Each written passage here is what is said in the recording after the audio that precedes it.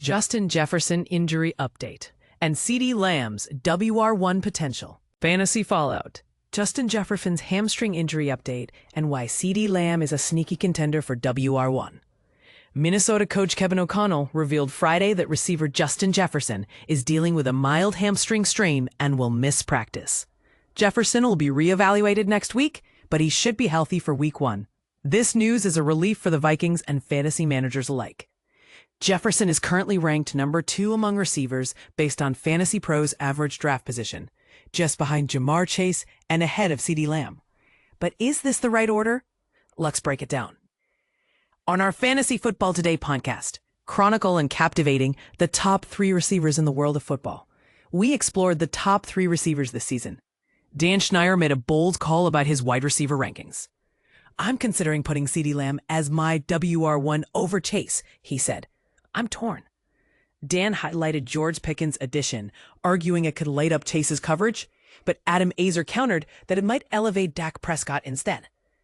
"I think it'll boost Prescott, not Lamb," Adam said.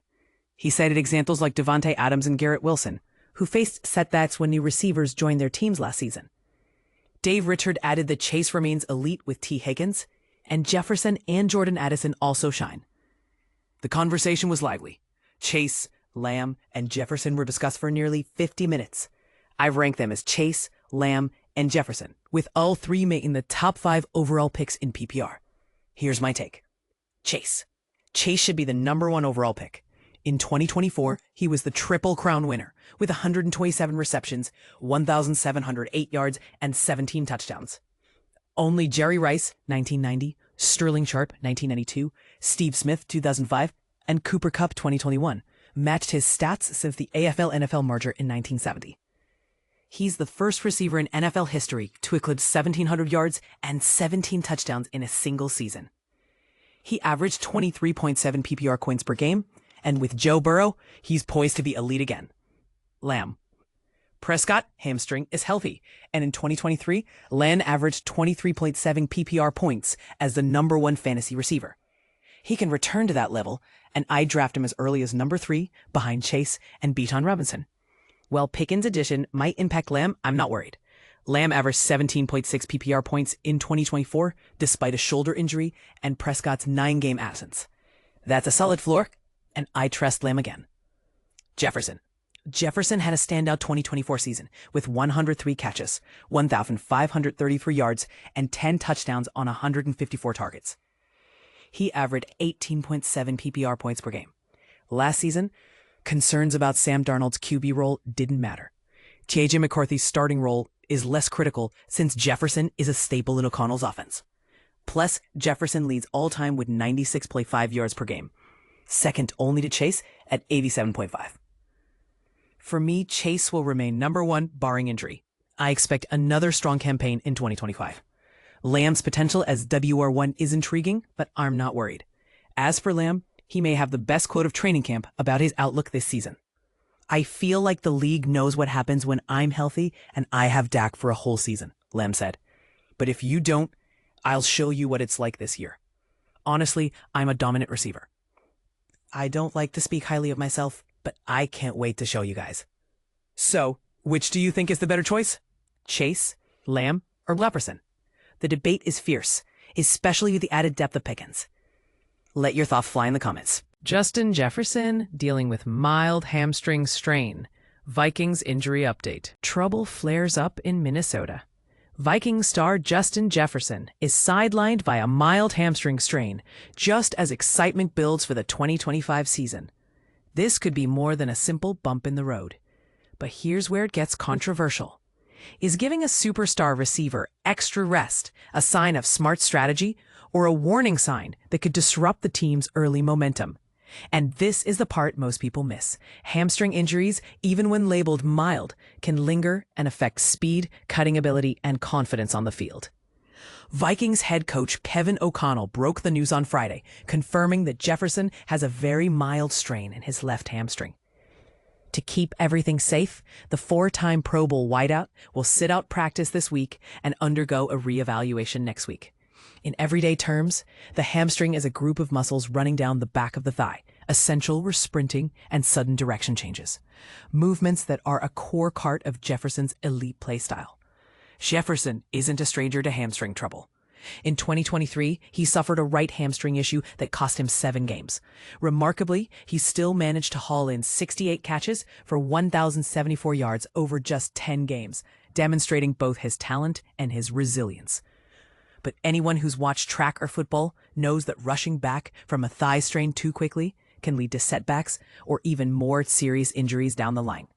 And here's an angle worth debating. With rookie-year quarterback J.J. McCarthy finally on the field after missing his entire debut season due to a knee injury, the Vikings will lean heavily on Jefferson's proven hands and playmaking prowess. Jefferson has posted 5 seasons of 1,000-plus receiving yards and even led the league with 1,809 yards in 2022. His ability to stretch the field and draw defenders creates opportunities for everyone else in the offense. Controversy alert. Could this mild setback slow down McCarthy's development and chemistry with his go-to target? Despite the strain, O'Connell seems optimistic that Jefferson will be ready by week 1. Yet history teaches us that hamstring strains require patience. Teams like the 2019 Rams learned the hard way how rushing back could hamper a star's performance for months. Minnesota's medical staff and coaches will likely err on the side of caution, keeping Jefferson's long-term health top of mind. Here's something to think about. Are the Vikings overprotecting their superstar? Or are they setting a new standard for smart injury management? Could this cautious approach be exactly what keeps Jefferson at peak performance throughout the season? We want to hear your take. Do you agree that rest and careful monitoring are the best medicine? Or do you worry this could create unnecessary rust? How much patience should a team show before expecting a full return to form? Share your thoughts and let the debate begin. Justin Jefferson injury update. Vikings WR out with hamstring strain. Star receiver setback. Justin Jefferson faces unexpected hamstring challenge. Hold on to your Vikings jerseys, football fans. Justin Jefferson is dealing with a minor speed bump that's got everyone talking. The electrifying wide receiver's latest twist? A mild hamstring strain that's temporarily putting the brakes on his practice routine. During Thursday's practice session, Jefferson experienced some unusual leg tightness that immediately caught the coaching staff's attention. Swift to act, the Vikings medical team promptly sent their star player for an MRI to assess the situation thoroughly. Coach Kevin O'Connell delivered the diagnosis on Friday, a mild strain in Jefferson's left hamstring. But here's where it gets interesting.